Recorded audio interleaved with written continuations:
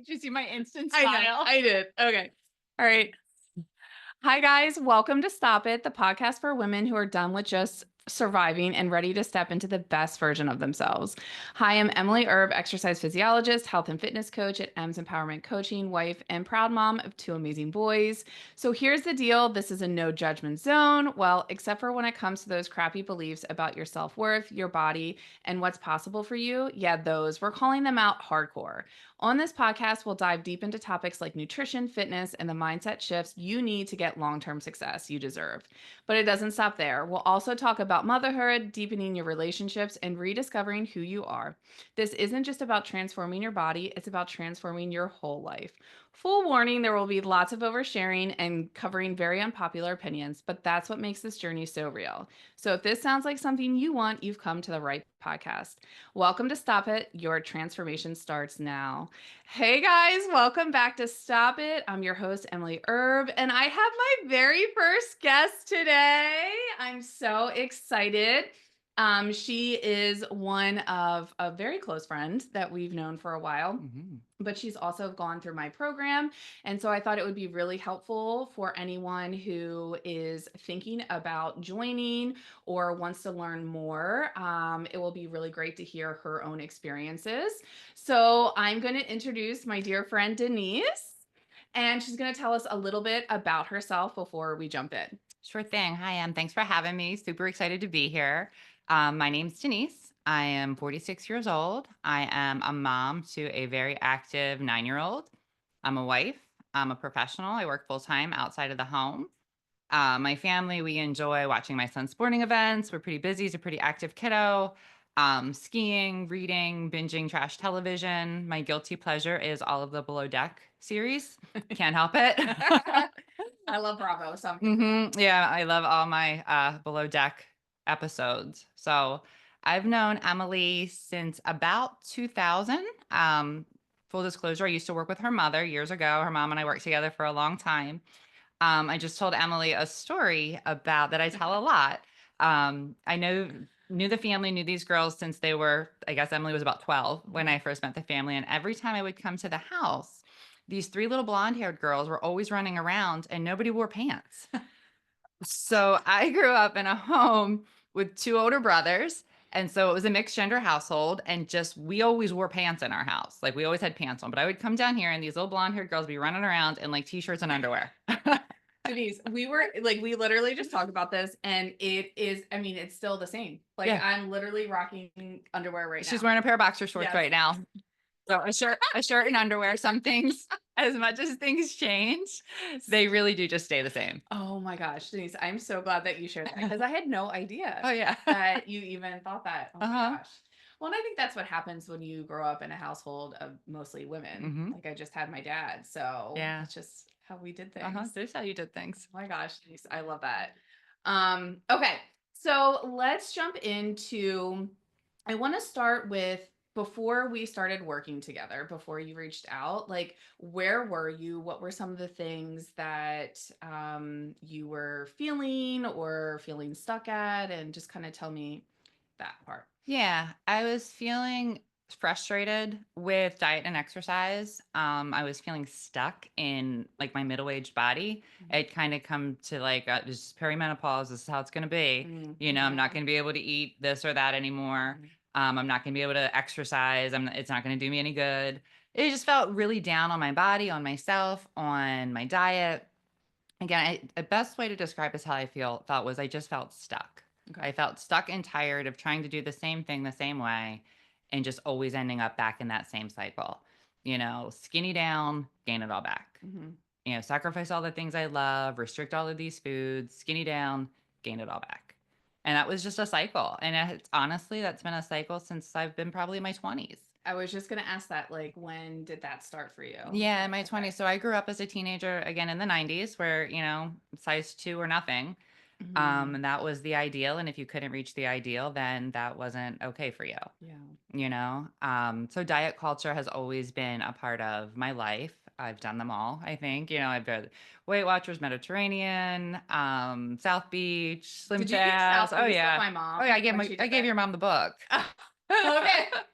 I hated that, by the It was way. awful. I It was was awful. I did it with my mom for 2 weeks, and I was in high school at the time Mhm. training for soccer, and I remember I, like, could barely run at one point, and I didn't realize why, but it was because I didn't have any carbs, and Yeah. that was I forgot about remember that. reading that book and thinking any diet that tells me that a carrot is bad or an Yeah. apple is bad because of the sugar content, like I was just like, wow, apples are bad. Like, and that really Yes. started again to labeling some of those foods as good foods and bad Yes. foods, not just fuel. And Yeah. that's a totally different mindset. Wow, I didn't even think about that from, like, even just the South Beach diet Mhm. standpoint, where that's right, they would look at the different The sugar contents. content, and they would give it a Yeah. number. And if it was too high in sugar, it was, off limits or Wow. I'm sure bananas were on there. yeah, they were. Uh-huh. And I loved bananas. I still love bananas. Yes. Uh-huh. In our office at Healthy Weight Management, a lot of our patients would walk away thinking that they could never have bananas. Right. And that's I just was like, that just like blows my mind. yeah. Okay. So you were like most women, Mhm. essentially, is what you're saying. Yeah. You were like me as Yep. well, stuck in that yo-yo dieting cycle. And so how did you decide that, like, you just didn't want to do that anymore? Like, what were some of your pain points, maybe, like maybe with like your mental energy, or how you were showing up with for your son and your husband and yourself? Yeah. A lot of that, how I was showing up for my family was if there was an event or something, and I just didn't necessarily feel fully present Mhm. sometimes in the events. I just wasn't comfortable in my skin Yeah. at times. Even when I was at my thinnest, I would be sitting at like a dinner or a banquet and think, oh, I can't eat that Mhm. because, I look so, I'm this size in this dress. And if I eat that, then that dress isn't going to work. It was just Mhm. a lot of like anguish and energy and time spent on food, Mhm. which Mhm. is not how I want it to live my life. Yeah. I want it to be present at the banquets and enjoy the time with my family and friends and enjoy the outings and enjoy the parties and not be so uber focused on the food. Yeah. And you found like you were Oh, like yeah. cuz and I'm curious too, like, when you were deciding to eat certain foods, when you were at banquets or out to dinner with your Mhm. family, were the choices that you were making the choices that you really wanted to make, or were they coming from a place of fear versus a place of want and desire? Correct. Yeah. Definitely a place of fear. Like, I don't want to eat that because I'll gain weight, or I don't Mhm. want to eat that because I shouldn't eat that. Mm. You know what I mean? Mhm. Like, I haven't exercised today, so I can't eat that. Mhm. Or it would come from a place of, well, I'll eat that, but I'm going to run tomorrow. And Mm. then tomorrow happens and life happens and plans change. And then I couldn't run tomorrow. And then, oh my goodness, I ate that. I said I was going to run, then I didn't run. You know Mhm. what I mean? So Mhm. exercise was a punishment sometimes. Mhm. I looked at it as a punishment for foods and decisions and choices that I had made. Well, and I'm curious too how you would have shown up for exercise if you viewed it as a punishment. Like, were you consistent with exercise? No, not at all. Yeah. I wasn't Yeah. consistent with exercise. I did not enjoy it. Yeah. It wasn't something that I felt was I didn't look forward to it. Hmm. It wasn't mentally clearing for me. It was like any punishment feels. A Yeah. punishment isn't Right. supposed to feel good. Right. And it didn't. Yeah.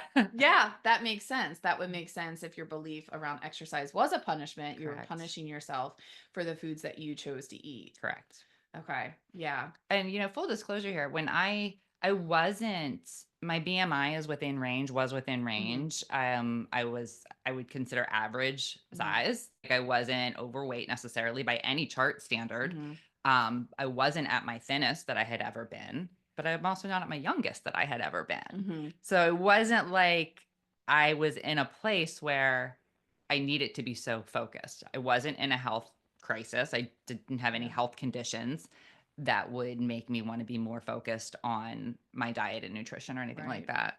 Right. It was just kind of a mental thing that's always Yeah. kind of been there. Well, and you were also, I remember you ran a lot Mhm. too at times, like maybe not consistently, but, and I'm curious to see what your beliefs were around cardio. That, like, if you ran more, that meant that you were going to lose weight or maintain it. And if you didn't run, that meant you were going to gain weight. Correct. Yeah. And like if I didn't run or I missed a workout, Uh-huh. then that meant that I couldn't or shouldn't eat.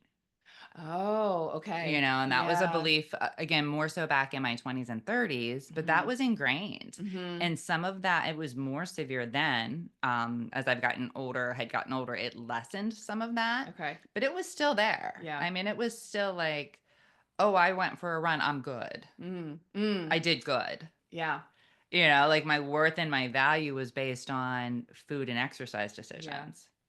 With the actions that you were taking, you Correct. were tying your self-worth Correct. to, you were attaching yourself. Okay. Yeah. Wow, I don't think you're alone in that. Like, I definitely did too. I would totally think that if the more that I ran, the better that I was. And that was also, I was stuck in that cardio cycle too, Mhm. that I just felt like I needed to do more. And yeah, I can understand that relationship that you once had for sure. Yeah. I feel like I'm a recovering cardio bunny. Same. And you are too. We Yeah. were kind of on that journey together. Yeah. I Same. think we had a lot of great conversations around cardio for sure. Yeah. I can remember running with you back when you were in high school. I would come down and Really? run with you Okay. and your mom. Yeah. Okay. Yeah. You probably don't remember I that. don't know because we did. That's when I first started running back Mm-hmm. in the day, and my mom would run with me. Mm-hmm. But I don't remember you running. A Okay. couple times. Yeah. We came down and ran in the park In the together. park. Oh my Yeah. gosh. And I still See? run there. Yeah. I love that. Okay. So then I think a lot of my listeners would like to know this, like, how did you decide to reach out for help? Because I know a lot of women struggle with this for asking for help because they make it mean something. Like if they ask for help, that means that they're weak or they weren't good enough or they didn't try hard enough. How did you get to the point of being okay with reaching out for help? Yeah, so I mean, we've talked already now about how long I've known you. So just Hmm. that fact alone, that gave me a comfort. One, I knew, but it also Sure. kind of scared me a little bit too. Yeah. I'm this grown woman reaching out for help from this little girl that used to run around in her underwear. Yeah. And and I'm like, okay. Yeah. Um, I watched your social medias. I was kind of keeping an eye from afar. I was watching Mhm. your posts and your stories. And there was one that just really stuck with me. And it was a picture of you. And I don't remember the numbers because they're not Okay. really important. But Yeah. let's say, for example, you weighed like 160 pounds in one picture Yep. and were wearing a size small of an Uh-huh. outfit. And you posted a different picture, you're wearing the same outfit and you weighed like 150 pounds Yeah. and it was a size bigger. Yeah. And I was like, wait, what? Like, how can she weigh more and be smaller and eat all of this food all the time? Yeah. And that was it for me. I was like, tell me more. Yeah.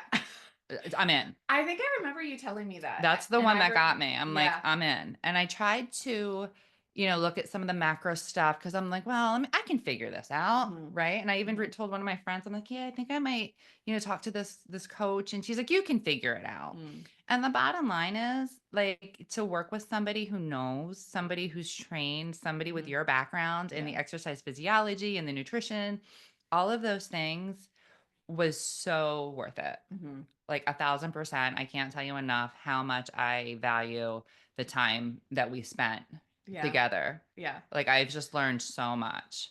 So yeah, I mean, there was some hurdles to overcome again. Like I've known Emily since she was a little girl, Yeah. but reaching out and working with a coach is definitely worth the investment for anyone who's looking for that. Did you see it as you were investing in yourself, not taking away from your family? Because I know that's another big hurdle for a lot of women, myself included. I had a Mhm. really hard time when I initially reached out for help and got some coaching. That was really hard for me to spend the money originally. No, it was. Because I've Mhm. never invested in something Mhm. like that before. And I just realized that I talked to my husband about it, and I'm fortunate that I have a spouse who is 1,000% supportive in Mhm. anything that he thinks will better me, better our family, and invest. And Mhm. he saw it as investment in myself, which was in turn investment in our family. Mhm. And it freed up a lot of that mental energy, that Mhm. mental, cycle that was so unhealthy. Um, for me. Yeah. So yeah, it was definitely worth the investment. Um, there's something else I was going to say about the. Anyway, keep Okay. going. Ask That's me more. okay. Yeah. That's okay. Okay. So, and I think that's so important to hear because I think sometimes just hearing from other women that they also felt that it was hard to invest in themselves. And then when they hear other women doing it, it almost, not that any of us need permission to do it, but I think it just feels good that we're not alone in that. Like, we're Hmm. not crazy. There's nothing wrong with us. and that it is okay to ask for help. And I think that's something that a lot of women will struggle with, especially when it comes to feeling like we need to do it all, right? We need to Mhm. do all of the things, um, and it's not okay to delegate, right? It's not okay to ask because that means something about us, right? Right. That we, weren't strong enough or we didn't do enough. So I think that's really important for other women to hear Yeah. for sure, and know that they're not alone in that. So let's talk about the changes you made because that's like my favorite part about it. And you were 1,000% my ideal client. Like you were me, I think, before I made my changes. And so that was really easy for me to relate to you. Right. But then you were so coachable. Like we would talk about stuff, you would question it. I would like hear your wheels turning, and then you just started taking action. You took a lot of messy action and you were Mhm. super vulnerable with me, and you shared with me things that were coming up for you, resistance that was coming up for you. So like tell me just like some of the big like aha moments that you've had or some of your biggest takeaways. Yeah, I think my biggest one is there is always a choice C. I Mm, was very much an A or B person. mm-hmm, So the answer is either A or B, mm-hmm, and it's got to fit into one of those boxes. And mm-hmm, if it doesn't fit into one of those boxes, then it's a no go for me. And I really have learned that there's always a choice C, mm-hmm, always. So I'll give you some examples. If I can't run 3 miles today, then I can't do anything. mm-hmm, 3 miles is optimum. I can't do 3 miles, then the day's shot, mm-hmm, ruined. mm-hmm. There's choice C. Yeah. I can run 2 miles. I can walk a mile. Mm-hmm. I can ride my bike. I can do walk circles around soccer fields while my son's practicing. I walk a lot of circles around soccer fields. Yeah. I walk a lot of circles outside of a high school building so there's a practice going on. I just did that yesterday in baseball, so I'm right here with you. Yeah. But no, there's always a choice C, Mhm. like, oh, well, I had planned to get up to walk on my walking pad this morning. That didn't happen. The day is shot. The day Mhm. is not shot. Yeah. There's all types of options. There's always a choice C. Or, I was going to have this for dinner tonight. But now that's not, so now I can't, it's all shot. Mm. That's not Mhm. true. Mhm. There's always other options. And if C doesn't work out, there's D, E, or F. I love that Like, so much. yeah, it's Yes. really just kind of breaking outside of that mentality of like it has to be a certain way, Mhm. a very rigid mentality. And that's just not the Mhm. case. Yeah. Life isn't like that. Life doesn't work like that. Yeah. It does, and when it does, the days that everything falls together perfectly, it's like a unicorn day and it's Yeah. amazing. Right. But as far as like my meal planning or my exercise planning, it really comes down to choices. Mhm. And there's no wrong choice. Mhm. I may plan to get up and walk tomorrow morning, and I get up and my hip is sore, and I just, okay, so I'm going to stretch today and I'm going to pivot and work out tomorrow. I love that you use the word pivot. Yeah. I mean, and I'm that, here for that. yeah. And I used to look at life as like a day to day, moment to moment thing. And I look at my week now at the end of the week. Mhm. Did I accomplish what I needed and wanted to accomplish? Did I eat the way I wanted to eat 3/4 of the time? Mhm. Was it half the time? Because Mhm. last week maybe it was only a quarter of the time, but this week it was half the time. Mhm. And that's a win. Mhm. Whereas before it was, oh my goodness, I did so awful. Look how terrible I am. I have no willpower. I have no self control. Why bother? Kind of Mm. deal. Or just really down on myself because of that. And that's just not fair. Right. Who I am is not a reflection of those things. So you found that self-punishment was no longer working for you It and wasn't. ever even And really it never worked. Yeah. served me. Yeah. Like, just getting rid of habits and thoughts and ideals that just didn't serve me. Yeah. And, just cleaning up some of that mental chaos, like that, these thoughts don't serve me. They don't serve anybody. Yeah. They're not doing me any favors. They're not doing my family any favors. They're not doing my relationships any favors. Yeah.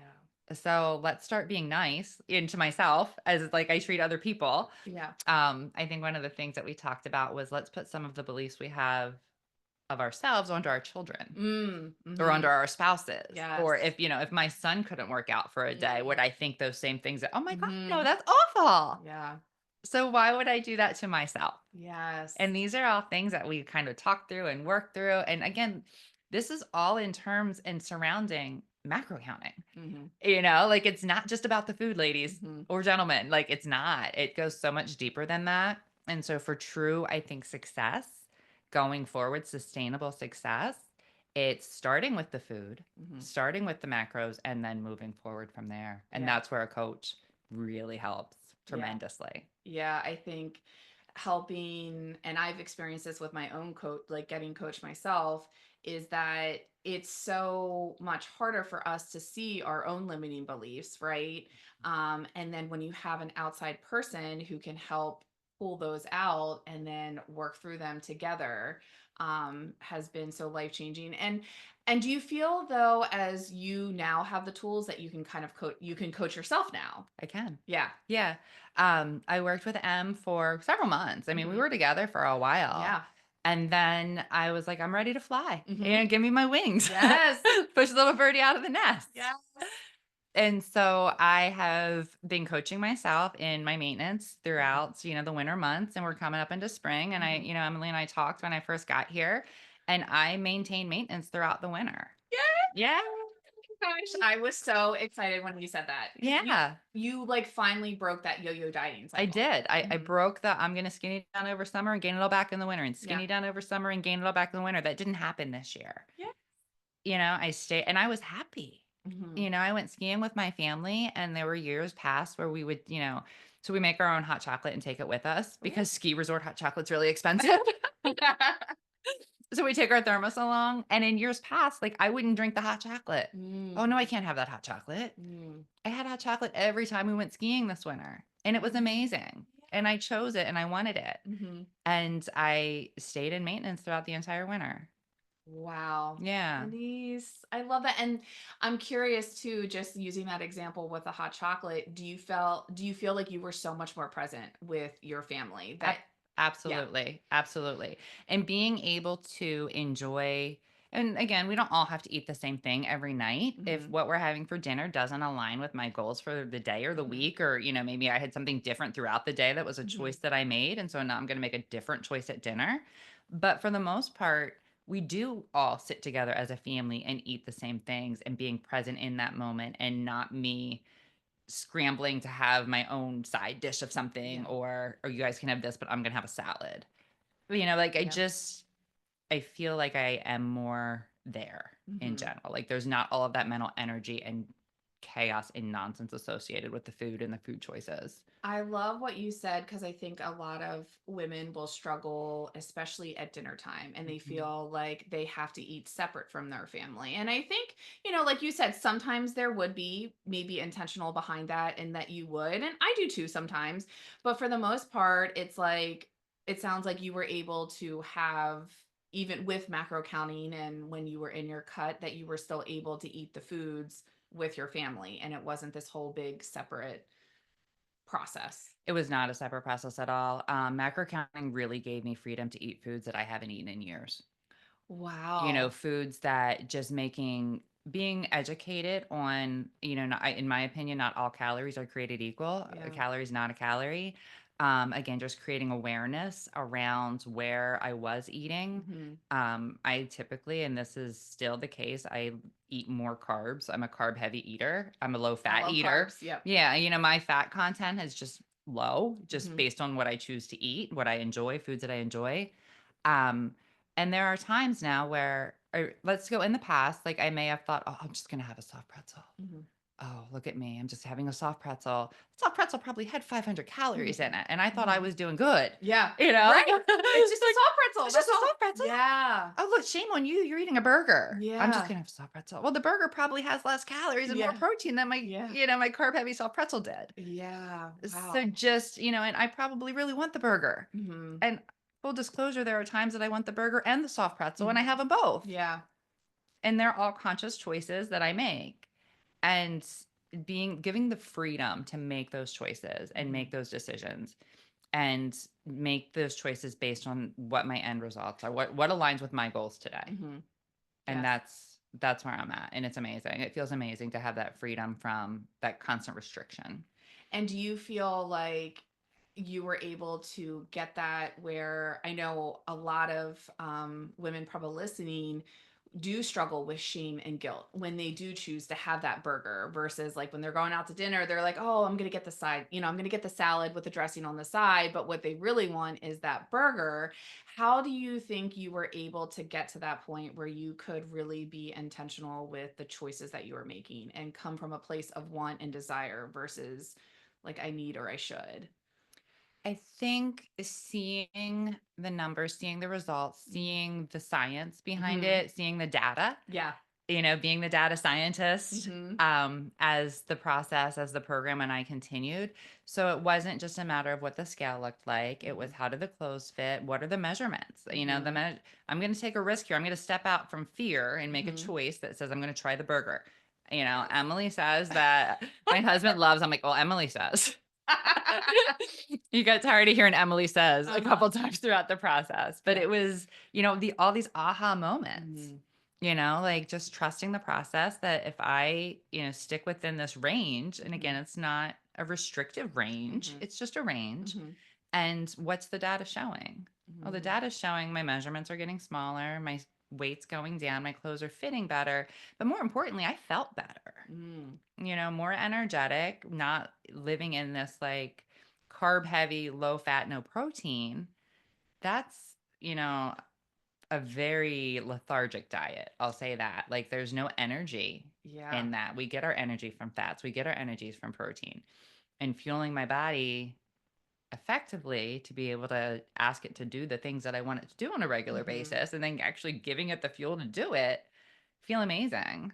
That's such a great point because I know a lot of women. I think a lot of moms, they really struggle with energy and not having a lot and always feeling so burnt out and stressed Mhm. and overwhelmed. And so, what I think I hear you saying is that you feel like you have so much more energy now because you're fueling your body in a way that Definitely. you never did before. Yeah, it's like you said when you tried South Beach during Yeah. soccer season. Yes. Like you can't expect a car to go without giving it the fuel that the car needs. And you can't Yes. put the wrong fuel in the car and expect it to go. Mhm.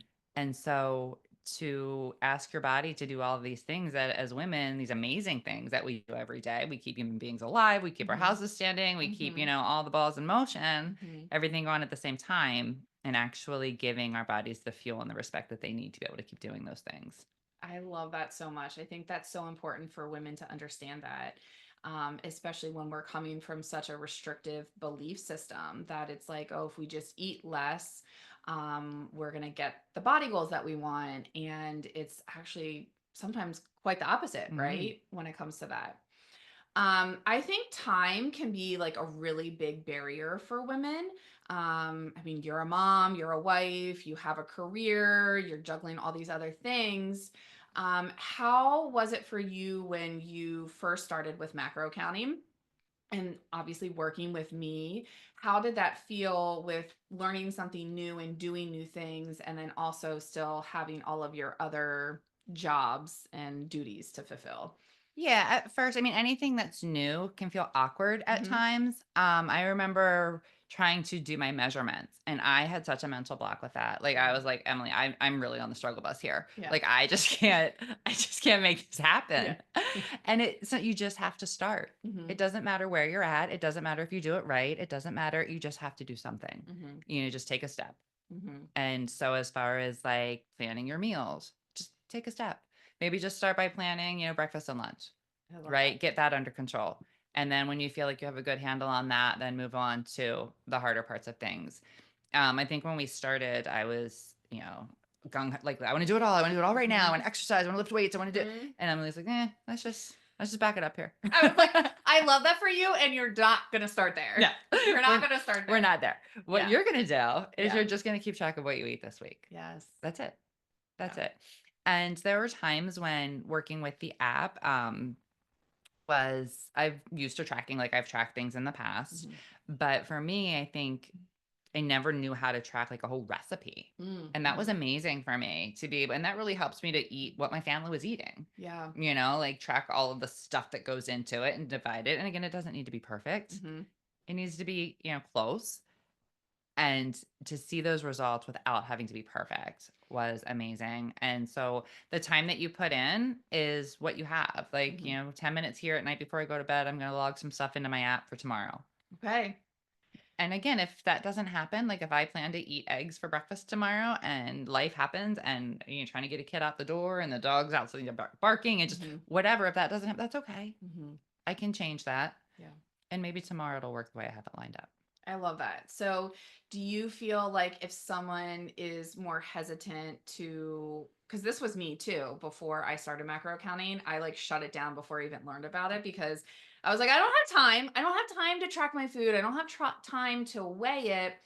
Um, and how long does it really take you to track now? Like after that like learning curve that you had, if you because you're in a cut right now, Hmm. how long does it really take you to log your food now? Minutes. Yeah. Like I don't even think about it as something like a part, like a time consuming activity. Yeah. And even when like working with you, the way your program runs, it didn't feel like it was one more thing to do. Mm, It didn't. It felt like it worked into my schedule where I needed it to work and it worked out well. Like it wasn't a time. It wasn't like I had to show up in an exercise class at the gym at 5:30. And mm, if I wasn't there at mm, 5:30, mm. then I didn't get to participate. It's not like that. Like Yeah. working with you wasn't like that. Yeah. So if anybody's worried about that, like fitting it in somewhere, the way Emily's program's designed is it just doesn't work that way. Yeah. It's a lot easier than that to fit it in. But no, as far as like weighing food, it's not an issue. Yeah. It's just a part of my world now. Yeah. And I think too, it's like the first time, like you talked about, when you do something new, of course, there's going to be some uncomfortableness around that. It's going to feel scary because we're going outside of our comfort zone and we're Mhm. doing new things. And so, what would be your advice to someone who finds that they do have that fear that comes up quite a bit and they don't ever take that action? Like, how did you get yourself to do it? I guess I was just tired of trying to do it the way I had been doing it for so long and still ending up in the same place. Okay. That's the definition of insanity. And the same thing, the same way, looking for a different result. Mm. And that's what I was doing. And the result never changed, and just understanding that fear, again, this is things I've learned from you. Mhm. Fear is our body's way of protecting us. Mhm. It's keeping us safe from trying new things because new things are scary or can be scary and our brain doesn't know them. So they're trying to protect us from them and just kind of moving past that and just giving it a try. Just step out, one small step. At For me, it was what do I have to lose at this point? Like I'm going to be here in the same place tomorrow and the next day and the next day if I don't decide to make a change today. Yeah.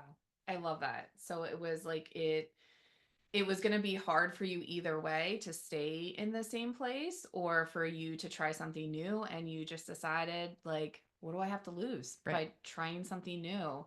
And I know we talked a lot about how there really aren't mistakes, right? It's lessons, Hmm. right? There are lessons along the way that we get to learn from and grow from them. And so when things don't go as planned, we can take a step back and one, not make it mean anything other than this is life that's lifing for us and gifting us this really beautiful problem so that we can look at it and grow from it. And I feel like I know you've done such a beautiful job with that because there were a lot of lessons that Oh, happened yeah. for you. And we talked about a lot of them. And what I found in you is that you're a woman who takes action, right? Like Mhm. you're a woman who takes action and decides not to sit in the confusion, right? And the only way that we work through that confusion is by trying different things, Correct. right? Correct. Feeling stuck is not a great feeling. Yeah. Anybody who ever, if you feel stuck, it is a place, it feels hopeless. It feels Mhm. helpless. It's not a comfortable place to be. Powerless. It Yeah. does. It feels powerless. Yeah. Correct. And to feel enabled and to feel empowered is such a better place to be, such a better feeling. Where do you feel like before you started with macro accounting and now, where do you feel your confidence is at? I don't think that's a question I asked Yeah, I you. was Like, I know looking at my notes.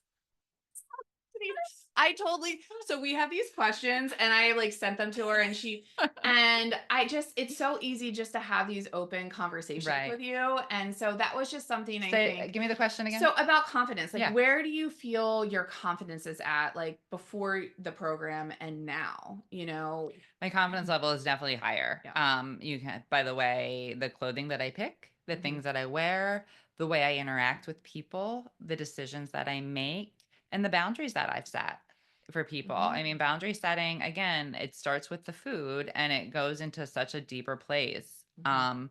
As far as really thinking like, what is it serving me to, I'll give you an example. So I was under the impression that every parent, every mom loved going into the classroom to volunteer. Mm. That's something that just, you're a mom, that's what you should do, you should love it. Full disclosure, I don't love it. I tried. Yeah. I tried so hard and I don't love it. Yeah. And I'm not going to apologize anymore for not loving it. But giving myself permission Yeah. to say, like, I am confident enough in myself to know that that is something I do not enjoy. And that does not mean anything about me. It doesn't make me a bad mom. It doesn't make me a bad community member. It doesn't make me a bad person. It's something I do not enjoy. And I can sit confidently in that decision, knowing that going into that school was not serving my family. Yeah. It was one more thing. This was one more thing I have to do that just felt overwhelming. And it was something that I could just say, I don't need to do this. Yeah. And it doesn't say anything about me. And by doing it, didn't say anything about me. At the time it Right. did. At the time I thought that it did. Yeah. But it doesn't. Yeah. And these are just some of those trickle down effects that, macro counting and getting like your kind of, I don't know, inner vibe together in order really does start to project all of these changes throughout the rest of your life. Yeah. It's your growth. It's the Yeah. growth journey that you went on. You just started pulling back those layers, right? It started with just starting to question the beliefs that you've had, that a lot of the beliefs that were put on you, societal beliefs, and then also from where we came from. And I love talking about boundaries. So I'm always here for boundaries. I think they're such a beautiful thing to have, and I think every woman needs to have them. But a lot of women feel like if you have boundaries, if you set boundaries, you're selfish, right? Or that's a big one that comes to my mind of setting boundaries. But I have this belief with boundaries that they're meant to keep people in, not out. Correct. And it's just a place to let people know, especially the ones that you really love, like, hey, this, if you cross this boundary, this really hurts me. And so that's where it's coming from, a place of, no, I want you to know this because I want to keep you in and not out. And I think that's so fantastic that you set boundaries in your mom life too, right? Of knowing that, like, hey, you don't like going into the schools. Honestly, I don't either. I felt like I should be doing it, and it didn't really fill my bucket as much. And I felt like that's something that I should have been doing too as a mom. And I think that's such a beautiful thing that came out of your growth here, is just feeling confident in yourself, right? And being able to confidently set those boundaries. Right. And there's other ways I can serve my community. There's other ways I can serve and pour into, youth in my son's life. And listening to flashcards just isn't one of those for me. It's not one of my spiritual gifts. Yeah. Or I did book reports last year. Okay. In first grade. And I swear, I love children. I really do. I felt like my kids were just all over the place. And I just was like, that was mentally taxing. Yes. I walked away so mentally exhausted, and I was there for maybe like an hour. And I'm like, is it done yet? Did I hear the timer go off? So I can very much relate to that. But I think that's just that was definitely another growth for you. It was just being in tune with who I am, what I want, and making decisions based on things that fill my bucket and help me grow and move me forward, not making decisions on I should do this, or I think people think I should do this, or this is what other people are doing, so I'm going to do this. It has, and those things don't serve me. They don't serve me. They don't serve my family. And so moving away from some of those things, I am a much happier person, which makes me a much better mother, which makes me a better wife, which makes me a better daughter, family member, coworker, all of the things. Wow. So like your growth has totally trickled down Oh, to all absolutely. the people that matter the most to you. Yeah. I love that so much for you, Denise. I can relate too. I felt the same way. I felt like when I found macro accounting, I was like, oh, this is so amazing. And then I had no idea where it was going to lead me. And it's such a really amazing place to be. Mm-hmm. So I'm going to actually read off our list here. Um, let's go to if someone's on the fence. Mm-hmm. Okay. I don't even know if this question's on It there. might be on there. If someone is on the fence of trying macro counting or investing in coaching, whether it's my program or someone else's, like what advice would you give to them? Just do it. I know just do it. Just try it for a month. Try it for a week. Try it for like the shortest amount of time. That's what I had kind of decided. I was like, I'm just gonna try it. I'm gonna commit to 3 months to Mhm. really give it a shot and see where it goes. And after that, if it's not working out for me, it's not working out for me. Think about for me, I thought about all the money that I had spent over the years on gym memberships and didn't go. Mm. All the money that I'd spent on dieting books and just the time that I've invested in all of those things. And what is that worth? Mhm. What is that worth? And to really just stop and invest in myself. Think about the money that you spent on your nails or, filling your closet with new clothes that you don't wear because they don't feel right when you put them on. Mhm. Any number of areas you can look at where that money's spent in a way that's maybe not serving you as well as taking a little bit of time and money and investing truly in yourself. Yeah. And as women, I feel like we don't do that. No, And we I feel know. guilty. Yes. I was, spending the money to work with Emily and at first it was hard. Like I Mhm. felt guilty. I felt Mhm. guilty taking that money. And then once I started seeing the results Mhm. and the value Mhm. that it really has, the guilt was gone because Yeah. I knew that it was benefiting me and my family 10 times over. Yeah. I relate to that so many ways. Mhm. The first time I invested, I was sweating. I was like panicking. I was like, "Oh my gosh." But it was the first step that I needed to do. So now, like anytime I invest in myself, it's like, yeah, it's still a little scary, but I still do it. Like at this Mhm. point, oh my gosh, I've spent thousands. And it's still a little scary, but like one of the things that really resonated with me, this is I wasn't working with my coach at the time when I was working with you, but something that really resonated with me is that he said, if your heart is telling you yes and your brain is telling you no, it means you have to do it. And if your heart and brain are telling you no, you run the other way. And then if your heart and brain are aligned, that means you're not dreaming big enough. And I was like, Mm. that really resonated with me because I feel like I'm someone who realized I was leading a very mediocre life for so long. Like it was like Groundhog's Day for me. I Mhm. would just once I got through all the newborn stages and things like Yeah. that, right? Because I mean, that whole first year of a child's life, First year for it's like 4 years yeah, until they can right. take their own Like, shower. It's yeah, like you don't know what you're doing. There's right. a lot of, but then you do settle into this like same routine. And I just was like, there has to be more to life than Mhm. doing the same thing over and over again. And so when I was feeling that way with my next coach, which he was substantially more than my first one, I just remember thinking that and I was like, okay, I'm going to do it. My heart is telling me yes. I was feeling this pull and my brain was trying to come up with all the reasons not to. And it's what he says to me. It's like when you pay attention. True. Right? It's true. Yep. So, and I look for my family, I had spent thousands of dollars on youth athletics for my Mm. son. Mhm. We've done extra coaching, we've done Yeah. extra programs, and we pay for all of those things for a 9-year-old to play Yeah. soccer. It's just like Yeah. it's insane, right? But why can't I spend a fraction of that on Mhm. myself? Mhm. Yeah. And I did, Yeah. and it was well worth it.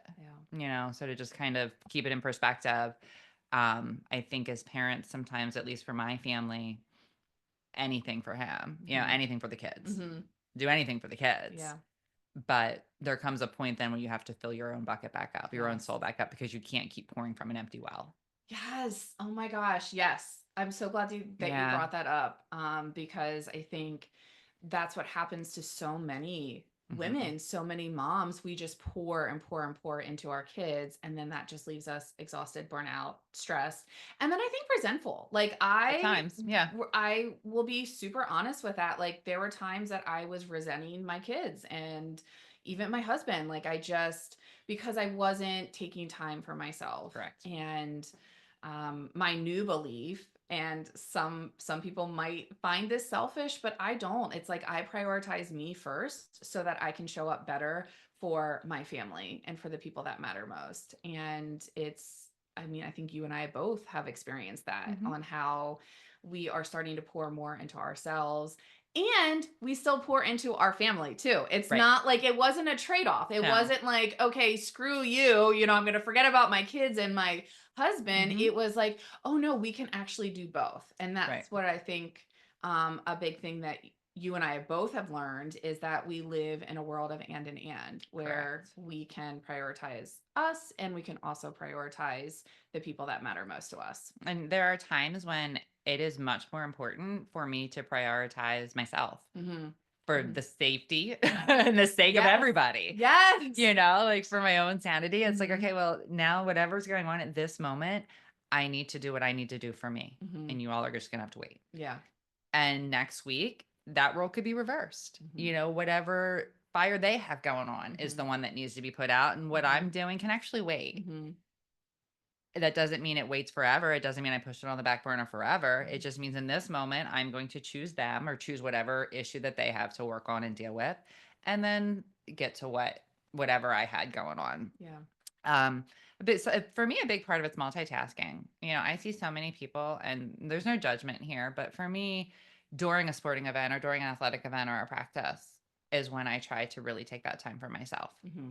Like multitask. Like I could just be sitting there Hmm. mindlessly, or I could actually be, you know, I've seen my son kick a ball into a soccer den enough Yeah. times. Right. I can walk circles around the Right. field. Like it's okay. You It's don't okay. He's have to. fine. Right. He's fine. Yes. He's fine. They know where to reach me. They Yes. know where to find me. Yes. He's fine. I love that. I think what you do is you just got creative and you Mhm. looked for opportunities. Look And for option C. yes, I love that. Yeah. I think that's so fantastic. And I do the same thing with Yeah. baseball. I started doing that where I was like, well, I like to watch, them play, but I'm like, well, I could do both, Mhm. where I could do a walk in the beginning, especially when they're warming up and not really Yep. doing much. And then I can come and I can watch them for a little bit. And The last 15 minutes yes, usually practice is about an hour. yeah, Swim practice is an hour. I yeah, might walk or run for 45 minutes. yeah, Or, sometimes I just go outside and just be. yes. Just be. Read my book. It's okay. Yeah, Yeah. It's I love allowed. that.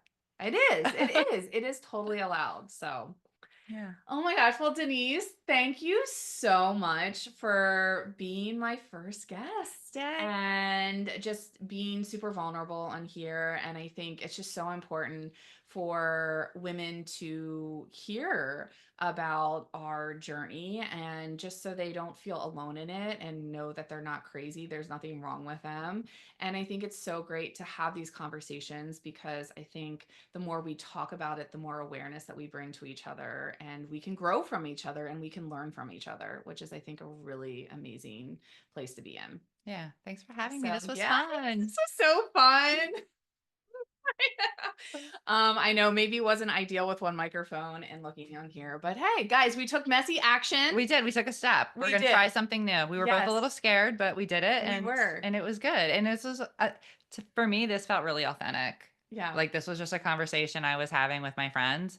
And yeah, it was good. I know when I think back to our coaching calls, I'm like, I might have even said this to you. I'm like, dang it, I wish other women heard this Mhm. conversation. And so I could see yourself being back on here if you're open to it. I Sure. think we could I would have love to a come back. lot of really great conversations that I think would serve a lot of women. Yeah. So, Cool. well, thanks so much. Thanks for having me. Yeah, Bye. we'll see you guys next week. Oh, and don't forget, life is always happening for you. And I hope you guys have a fantastic rest of your day.